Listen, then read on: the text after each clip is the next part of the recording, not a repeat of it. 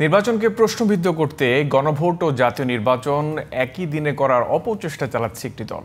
৫ দফা দাবিতে বিকেলে রাজধানীতে এক সমাবেশে এমন অভিযোগ করেন জামায়াত নেতারা। ছাত্র সংসদ নির্বাচনের মতো জাতীয় নির্বাচনেও জামায়াতের পক্ষে ভোট বিপ্লব হবে বলে আশা করছেন তারা।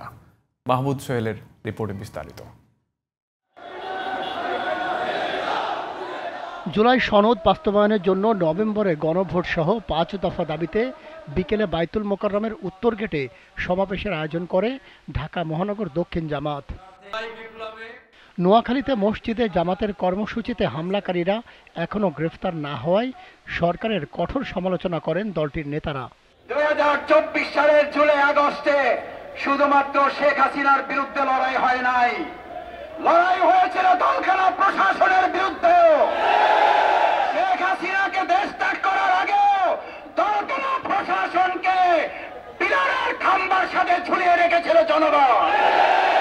আমি সেই পরিণতির থেকে প্রশাসনকে খেয়াল করার অনুরোধ করতে চাই। যারা নোয়াখালী প্রকাশ্যে মসজিদে কোরআন চর্চার উপর হামলা করার পর এখনো কাউকে গ্রেফতার করতে পারেন না, তারা জাতীয় নির্বাচন সুষ্ঠুভাবে করতে পারেন দেশের মানুষ তা বিশ্বাস করে না।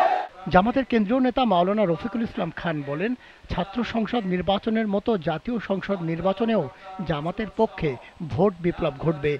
এটি বুঝতে পেরে জাতীয় নির্বাচনকে প্রশ্নবিদ্ধ করতেই একই দিনে গণভোটের কথা বলছে একটি দল।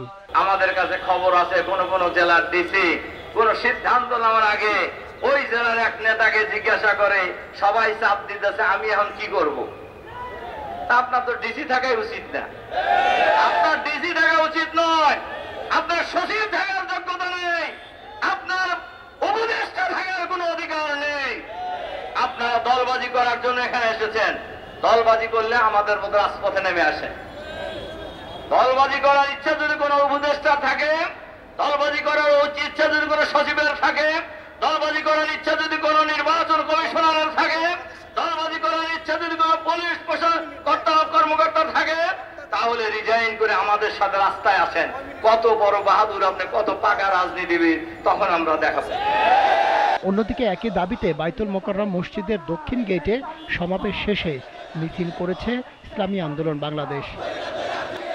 Mahmud Sohel, GTV news, Dhaka.